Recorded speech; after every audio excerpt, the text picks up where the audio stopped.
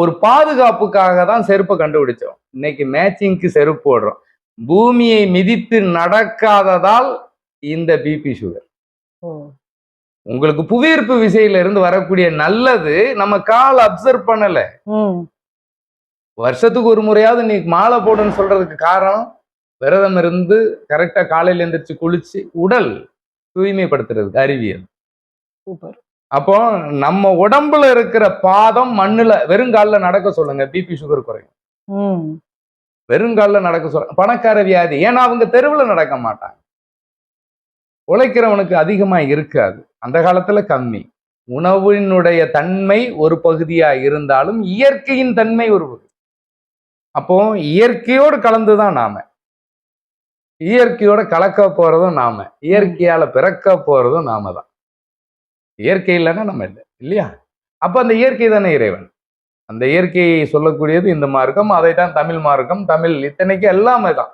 உங்களுக்கு எல்லா கிரகங்களுக்கும் கோவில் இருக்கு, பஞ்சபூதத்துக்கும் கோவில் இருக்கு, 8 திக்குக்கும் சாமி இருக்கு, காற்றுக்கு வாயு பகவான் சொல்றோம். இந்த மாதிரி எல்லா விஷயத்துக்கும் தெய்வமா தான் வணங்குறோம். ஒவ்வொரு அணுவையும் இறைவன் சொல்றோம்.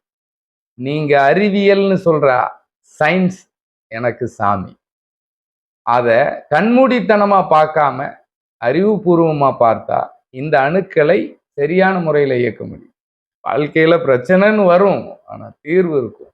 அதே மாதிரிதான் இங்க நாம என்ன பண்றோம் பண்ணலைங்கிறத விட இன்னைக்கு தேவையை பார்க்குறீங்க, அந்த தேவையும் உங்கள் அறியாமையால் தான் பூர்த்தியாகாம இருக்கும். நீங்க சரியான பாதையில நடந்தீங்கன்னா உங்க விஷயம் அப்படியே மாறிடும். இப்போ உங்களுக்கு நான் லக்னத்தை பத்தி சொன்னேன், ராசியை பத்தி சொன்னேன். இப்போ ஒருத்தங்களுக்கு பிறந்த நேரம் அப்படின்னா தான் அந்த ராசியும் லக்னம் சரியான முறையிலையும். எத்தனையோ பேர் சொல்லுவான், ஒரு சில வீட்ல எல்லாம் தாத்தாவுக்கு நோய் இருந்ததுன்னா பையன் வரைக்கும் வருதுன்னா, அப்போ உங்களுக்கு அதை தடுக்கக்கூடிய மருந்து இருக்கு, நீயும் அதை பயன்படுத்தல. எப்படி ஒரு பதவி இருந்தா இன்னொருத்தங்களுக்கு வரும்.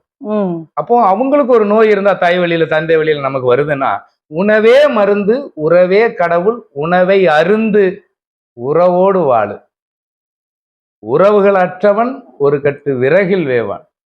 இன்னைக்கு என்ன சொல்லுவான், உறவுகளோட வாழ்றதுக்கு ஒரு கட்டு விறகுல வேகலாம். உறவுகளை துறந்தவன் தான் ஒரு கட்டு விறகுல வந்துகிட்டு. அப்போ இந்த உடல் என்பது, அதாவது மீன் செத்தா உங்களுக்கு கருவாடுன்னு சொல்லுவாங்க, ஆனா மீன் செத்தா அழுகிடும் சரியான முறையில பதப்படுத்தலைன்னா. ஆனா கருவாடு உங்களுக்கு கெடாது.